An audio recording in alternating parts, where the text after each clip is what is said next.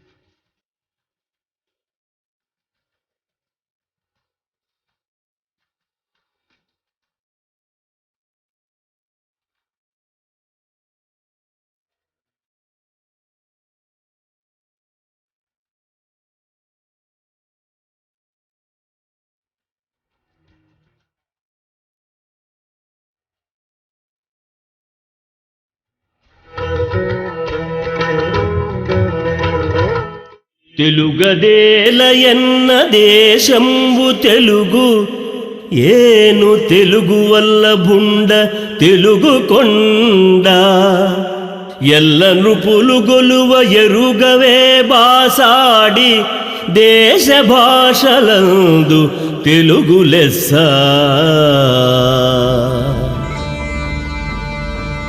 అంటూ తెలుగు ప్రేమను వ్యక్తం చేసిన ఆత్మీయుడు శ్రీకృష్ణదేవరాయలు. హంపి విజయనగర చక్రవర్తిగా కటకం మొదలు కన్యాకుమారి వరకు సువిశాల దక్షిణ భారతదేశాన్ని ఏలిన ఈ పరాక్రమశాలి ఒక చేత్తో ఖడ్గచాలనం, మరొక చేత్తో కళాస్వాదనం సలిపిన సవ్యసాచి, సాహితీ సమరాంగణ సార్వభౌముడుగా ఆంధ్రభోజుడుగా ప్రశస్తిపడిన గొప్ప చక్రవర్తి. 16వ శతాబ్ది ప్రథమార్థానికి చెందిన ఈ మహారాజు తిరుమల శ్రీ తిరువేంగళనాథుని పరమ భక్తుడు. విజయనగర సింహాసనాధీశుడిగా క్రీస్తు శకం 1509వ సంవత్సరం నుంచి 1529 వరకు పాలించాడు. 2 దశాబ్దాల తన పాలనా కాలంలో 7 సార్లు ఏడుకొండల రేడును దర్శించాడు. వెలలేని కానుకలు సమర్పించుకున్నాడు. భూరి దానాలు చేశాడు. పరమ పావన తుంగభద్ర నది. వాస్తవానికి తుంగ, భద్ర అనే 2 నదులు కలిసి ఏకరూపు తీసుకుని తుంగభద్రా నదిగా పరిణమించాయి. ఈ నది మరో పేరు పంప. పశ్చిమ కనుమలు సహ్యాద్రి కొండల్లో పుట్టిన ఈ జీవనది మహోన్నత నాగరికతలకు ఆలవాలం, మహత్తర కథనాలకు సాక్షీభూతం. ప్రవహించే తన తనువు పొడవున ఎన్నో వన్యజీవాలు, పక్షులు, కీటకాలు, రాళ్ళు రప్పలు, కొండలు, కోనలు, మానవజాతులు యుగ యుగాలుగా తమ తమ అస్తిత్వాన్ని కొనసాగిస్తూ వచ్చాయి.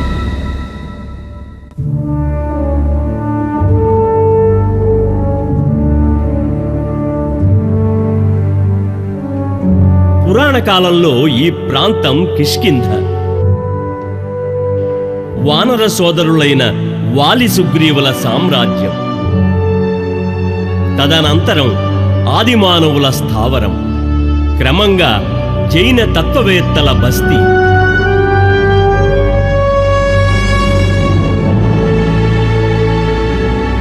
బౌద్ధుల ఆరామం, తాంత్రికుల సాధనా క్షేత్రం.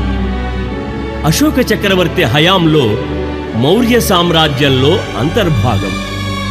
5-6 శతాబ్దాలలో బాదామి చాళుక్యులు, 7-8 శతాబ్దాల్లో రాష్ట్రకూటులు, 9-11 శతాబ్దాల్లో కళ్యాణి చాళుక్యులు, హోయసల చక్రవర్తులు, దేవగిరి యాదవరాజులు ఈ ప్రాంతంపై పట్టు నెరిపారు. అనేగొంది కంపిలి ప్రభువుల పాలనా ప్రాభవం సైతం కొంతకాలం కొనసాగింది. కొన్ని అనివార్య చారిత్రక పరిణామాల నేపథ్యాన 1336వ సంవత్సరంలో హంపి రాజధానిగా విజయనగర సామ్రాజ్యం ఆవిర్భవించింది. విద్యల నిలయం కాబట్టి విద్యానగరంగా కూడా ప్రసిద్ధి. విజయనగరం అంటే సిటీ ఆఫ్ విక్టరీ.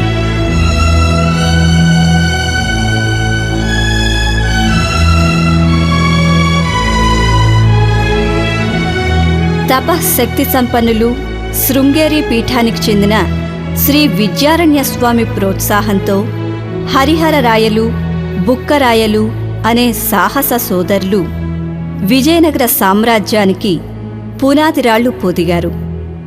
గొప్ప విద్యా కేంద్రంగా విలసిల్లిన శృంగేరి పీఠం ఆర్షధర్మ ప్రధానమైన విజయనగర సామ్రాజ్యం ఊపిరి పోసుకోవడానికి తన వంతు కర్తవ్యాన్ని నిర్వర్తించింది.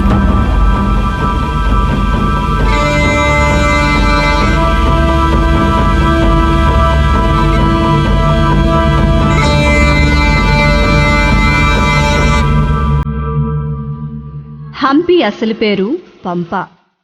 ఇది పంపా క్షేత్రం. పంపా అమ్మవారిని పరమేశ్వరుడు వివాహమాడాడు. ఈ స్థల పురాణాన్ని వివరించే చిత్రాలను విజయనగరాధీశుల కులదైవమైన విరూపాక్ష స్వామి ఆలయంలో నేటికీ చూడవచ్చు.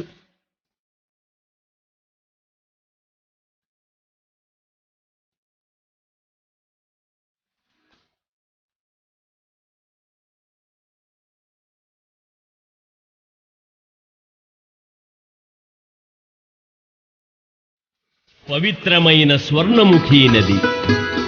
సువర్ణముఖరీ నది పురాణాన్ని అనుసరించి అగస్త్య మహర్షి తన తపశ్శక్తితో ఈ నదిని దివి నుంచి భువికి స్వర్గావరోహణం చేయించాడు. తూర్పు కనుమలు, హేమనగము అనే కొండ సానువులను ఒరుసుకుని ప్రవహించినందున ఈ నది స్వర్ణముఖి అయిందని మరో కథనం.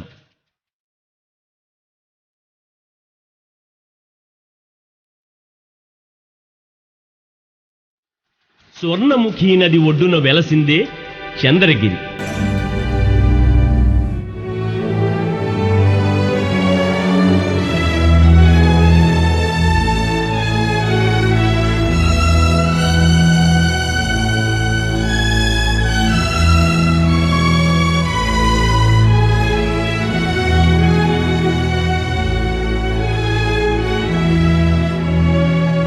కలియుగ వైకుంఠంగా ఖ్యాతిగాంచిన తిరువేంగడం అనే తిరుమల పాదపీఠాన వినమ్రశీలి అయి అంజలి ఘటించింది చంద్రగిరి.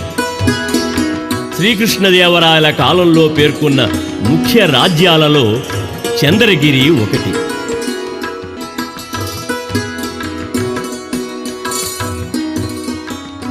ఘనగిర్యాఖ్య రాజ్యే చ గుత్తిరాజ్యే చ విశ్రుతే రాజ్యే కందనవోల రాజ్యే గండికోటస్థ లేపి చ సిద్ధవట్టారాఖ్యయో సిద్ధపోత్తపి సీమాఖ్య విశ్రుతే చంద్రగిర్యాఖ్య రాజ్యస్య నామ మండల సీమని.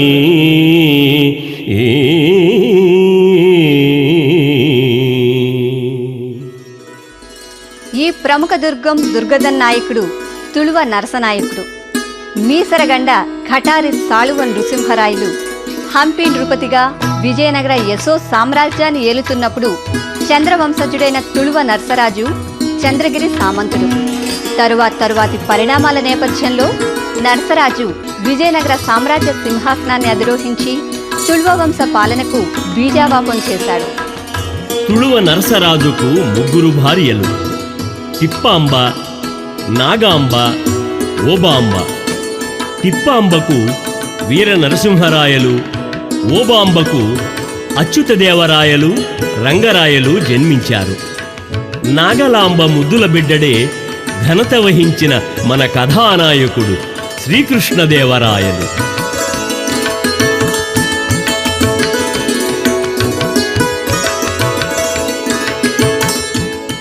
తిప్పాజీ నాగలాదేవ్యోః కౌసల్యా శ్రీ సుమిత్రయోః జాతౌ వీర నృసింహేంద్రో కృష్ణరాయ మహీపతిః అస్మాదోబాంబికా దేవ్యాం అచ్యుతేంద్రోపి భూపతిః.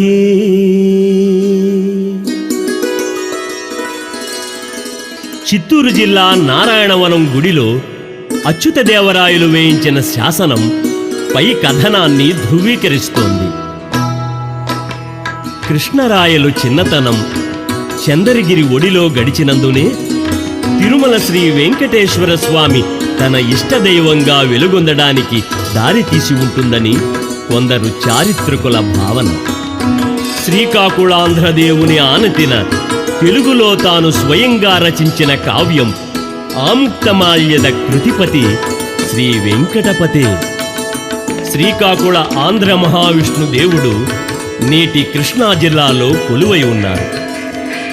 కృష్ణరాయ నృపతి తన సారస్వత సంపద అయిన ఆముక్తమాల్యదను శ్రీ తిరువేంగళ స్వామికి అంకితమిచ్చాడు, ధన్యతనొందాడు.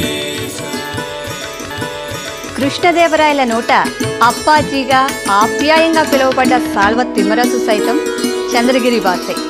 నాటి అమాత్య శేఖరుడు చిట్టి గంగనామాచ్యుడు దగ్గర మంత్రాంగం నేర్చాడు తిమ్మరసు. తిమ్మరసు తమ్ముడు గోవిందనాయకుడు విజయనగర సేనాధిపతుల్లో ఒకరు. విజయనగర స్థిర ప్రధాని తిమ్మరసు ఒక దశలో కృష్ణదేవరాయలను రక్షించి విజయనగర సామ్రాజ్య లక్ష్మిని చేపట్టేటట్లు చూశాడు. తిమ్మరుసు కృష్ణరాయలది తండ్రి తనయుల అనుబంధం. వారిరువురి ఆధ్వర్యంలో విజయనగరం శత్రువులు తేరిపార చూడరాని విధంగా దుర్నిరీక్ష్యంగా ప్రకాశించింది. సకల సంపదలతో తులతూగింది. ఓ నూతన చరిత్రకు ఒరవడిదిద్దింది. క్రీస్తు శకం 1509వ సంవత్సరంలో శ్రీకృష్ణదేవరాయలు సువిశాల విజయనగర సామ్రాజ్యానికి చక్రవర్తిగా పట్టాభిషిక్తుడయ్యాడు. హంపి విరూపాక్ష ఆలయంలోని రంగమండపం దాపులనే పట్టాభిషేక మహోత్సవం అంగరంగ వైభవంగా జరిగింది.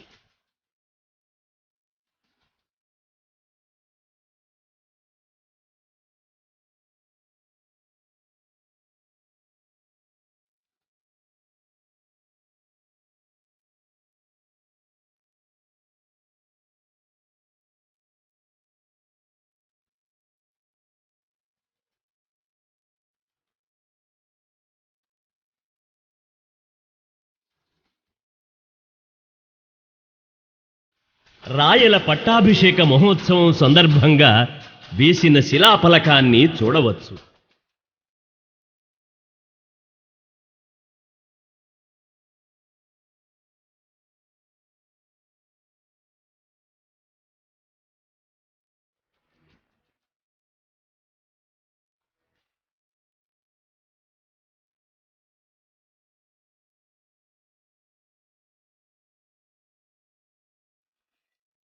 విజయనగరాన్ని పాలించిన రాజవంశాలు 4: సంగమ, సాళువ, తుళువ, అరవీటి.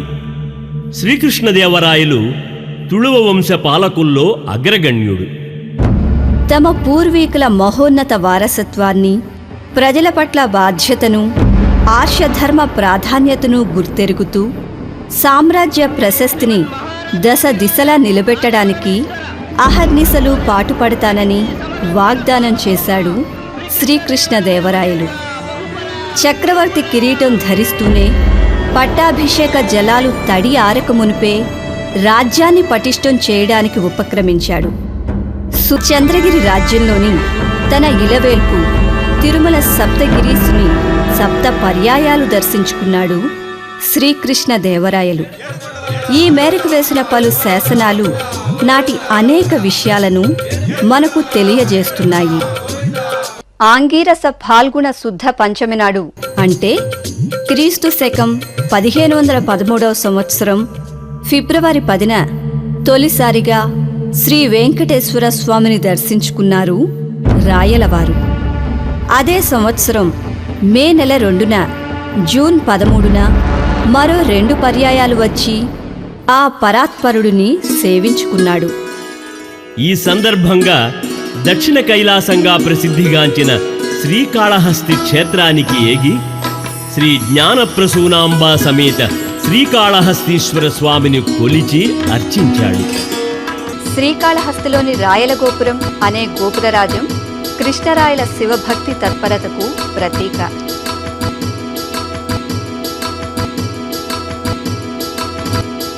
గజపతుల సమరస్థావరాల్లో ఎన్నదగ్గది ఉదయగిరి దుర్గం.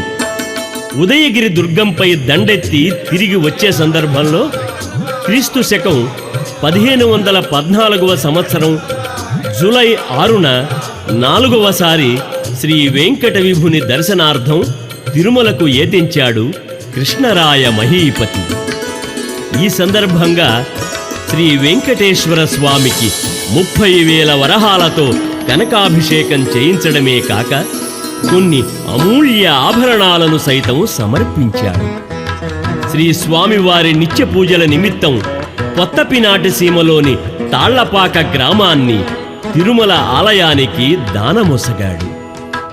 పదకవితా పితామహుడు, ప్రముఖ వాగ్గేయకారుడు అన్నమాచార్యుల వారి ఊరు తాళ్లపాక.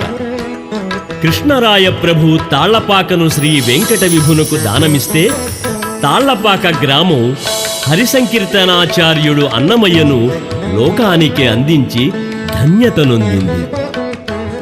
క్రీస్తు శకం 1517వ సంవత్సరం జనవరి 2న తిరుమల వచ్చినప్పుడు స్వామివారి గర్భగృహం మీద గల ఆనంద నిలయానికి బంగారు పూత పూసేందుకు 30,000 వరహాలు సమర్పించారు. ఆనంద నిలయానికి బంగారు మలామా పూర్తయిన 5 వారాలకు అంటే క్రీస్తు శకం 1518వ సంవత్సరం అక్టోబర్ 16న తన పట్టపురాణి తిరుమల దేవితో సహా తిరుమల విచ్చేశాడు.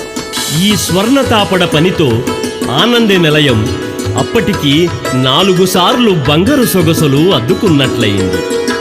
తొలుత వీరనరసింహ యాదవరాయలు ఆనంద నిలయ విమానంపై కనక కలశాన్ని ప్రతిష్ఠించగా చంద్రగిరి దుర్గాధిపతి సాళువ మంగిదేవ మహారాజు, చంద్రగిరికే చెందిన మాధవదాసర్ లేదా మల్లన మంత్రి ఆనంద నిలయానికి పసిడి పనితనాన్ని తళుకులొత్తారు. 7వది చివరిసారిది అయిన తిరునగరి యాత్ర విక్రమ ఫాల్గుణ శుద్ధ ఏకాదశి నాడు అంటే క్రీస్తు శకం 1521వ సంవత్సరం ఫిబ్రవరి 17న జరిగింది. మొత్తం 7 సార్లు 7 కొండల రేడును కన్నులారా దర్శించుకున్న ధన్యజీవి శ్రీకృష్ణరాయ సార్వభౌముడు.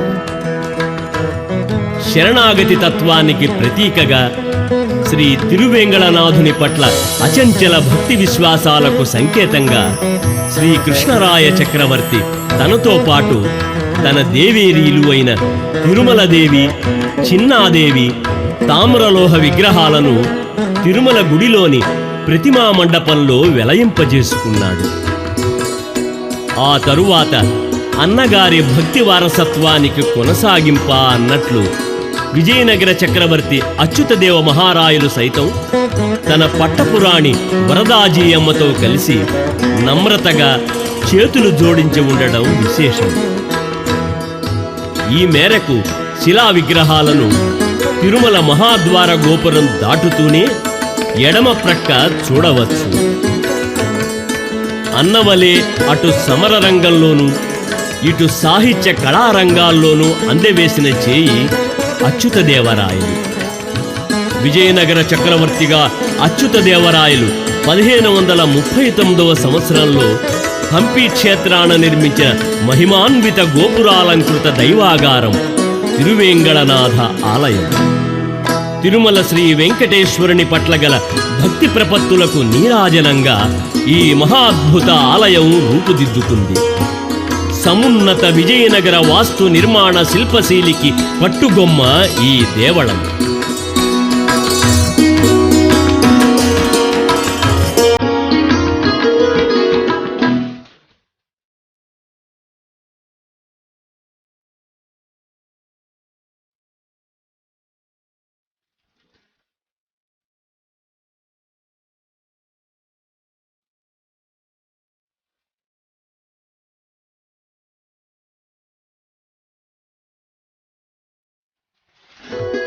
జబ్బుపడి అవసాన దశలో ఉన్నప్పుడు చంద్రగిరిలో ఉన్న తమ్ముడు అచ్యుతదేవరాయలను హంపి సింహాసనాధీశుణ్ణి చేయ సంకల్పించి రాజధానికి పిలిపిస్తాడు శ్రీకృష్ణదేవరాయలు. తిరుమల గుడిలో అందరికన్నా శ్రీకృష్ణదేవరాయల కాలం నాటి శాసనాల సంఖ్య ఎక్కువ, సుమారు 229 వరకు కనిపిస్తాయి. అందున ఆయనతో ప్రత్యక్ష ప్రమేయం కలిగినవి సుమారు 50. అవి ప్రధానంగా తమిళ, తెలుగు, కన్నడ భాషలలో ఉన్నాయి. ఒక దశలో తిరుమల ఆలయంలో ఆగమోక్త పాలనాపర విధుల సక్రమ నిర్వహణ నిమిత్తం జియంగార్ వ్యవస్థను పటిష్టం చేసేందుకు కూడా ఈ మహారాజు ప్రయత్నించాడు. వేదవల్లి సమేత వేదనారాయణ స్వామి కొలువై ఉన్న హరిగండాపురం లేదా అరిగండాపురం తన తల్లి నాగాంబిక పేరిట నాగలాపురంగా నామాంతరం చెందింది. 1517లో శ్రీకృష్ణదేవరాయలు తమిళనాడులోని కుంభకోణం మహాముఖ పండుగకు వెళుతూ మార్గమధ్యంలో వేదనారాయణ స్వామి ఆలయాన్ని సందర్శించాడు. గుడి ప్రాకారాల నిర్మాణానికి ఆదేశించాడు. స్వామివార్ల పూజా కైంకర్యాల నిమిత్తం కొన్ని గ్రామాలను దానాలు చేశాడు. ఈ మేరకు శాసనాలు నాగలాపురం గుడి గోడలపై లిఖితమై ఉన్నాయి. తన తల్లి నాగలాదేవి నాగలాపురం నివాసిగా కూడా కొందరి అభిప్రాయం. చిత్తూరు జిల్లాలోని ప్రముఖ దేవళం అయిన నాగలాపురం వేదనారాయణ స్వామి గుడి తిరుమల తిరుపతి దేవస్థానముల వారి అనుబంధ ఆలయాలలో ఒకటి. శ్రీకృష్ణదేవరాయల రాజనీతిజ్ఞతను, పాలనా పటిమను, యుద్ధ నైపుణ్యాన్ని, సారస్వత ఘనతను విజయనగరాన్ని దర్శించిన నాటి విదేశీ రాయబారులు విశేషంగా ప్రశంసించారు. అరేబియా, ఇటలీ, పోర్చుగల్, రష్యా దేశాలకు చెందిన Ferishta, Abdul Razzaq, Domingo Paes, Fernao Nuniz, Battuta, Barbosa, Nicolo Conti తదితర విదేశీ ప్రతినిధులు, రాయబారుల రచనల నుంచి మనకు విజయనగర సామ్రాజ్య పాలనా విశేషాలు తెలుస్తున్నాయి. మనకు తెలియని మన చరిత్రను ఆవిష్కరిస్తున్నాయి. రాబర్ట్ సివిల్ రాసిన ది ఫర్గాటెన్ ఎంపైర్ అనే పరిశోధనాత్మక పుస్తకం విస్తృత విజయనగర సామ్రాజ్యం గురించి ఎన్నో సంగతులను వెల్లడిస్తోంది. ఎంహెచ్ లాగ్హర్స్ పుస్తకం హంపి రూయిన్స్ కూడా ముఖ్యమైనదే.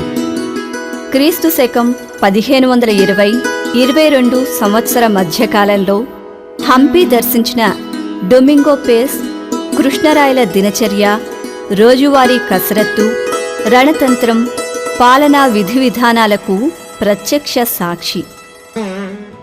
రాయవాచకం, కుమారధూర్జటి విరచిత కృష్ణరాయ విజయం గ్రంథాలు సైతం శ్రీకృష్ణరాయల వ్యక్తిత్వ మూర్తిమత్వ మేధో విశ్లేషణకు దోహదం చేస్తున్నాయి. ఆప్తుడైన శ్రీకృష్ణదేవరాయలు పరమపదించినప్పుడు అష్టదిగ్గజాలలో ఒకరైన అల్లసాని పెద్దన కవీంద్రుడు దుఃఖిస్తూ తన వేదనను ఇట్లా వ్యక్తీకరించాడు. రాజవీధిలో తాను ఎదురుపడినప్పుడు చక్రవర్తి కృష్ణరాయలు సగౌరవంగా తన పట్టపుటేనుగుపైకి ఎక్కించుకునేవాడు. అడిగినంతనే చాలు ఎన్నో అగ్రహారాలు దానం చేసేవాడు. నేనెక్కిన పల్లకిని తాను ఎత్తి మోశాడు. కవి గండపెండేరాన్ని తొడిగాడు. అలాంటి మహోన్నతుడైన కృష్ణరాయలతో పాటు స్వర్గానికి ఏగలేక ఈ కవి జీవచ్ఛవంగా పడి ఉన్నాడు అంటూ వాపోయాడు పెద్దన కవి. ఎదురైనచో తన మదకరీంద్రముడిగ్గి కేలూతయొసగి ఎక్కించుకొనియే మను చరిత్రం బందుకొను వేళ. చరిత్ర గుండెల్లో చిరంజీవి శ్రీకృష్ణదేవరాయ నృపతి. సాహితీ సాంస్కృతిక సమరాంగణ రంగాల్లో చిరస్మరణీయుడు కృష్ణరాయ ప్రభు. ఆ చంద్రార్కం ఆ మహాచక్రవర్తి కీర్తి ప్రకాశిస్తూనే ఉంటుంది. శ్రీకృష్ణదేవరాయలు వంటి ధన్య జీవుల వల్లే పుడమికి పులకింత, జగతికి జాగృతి.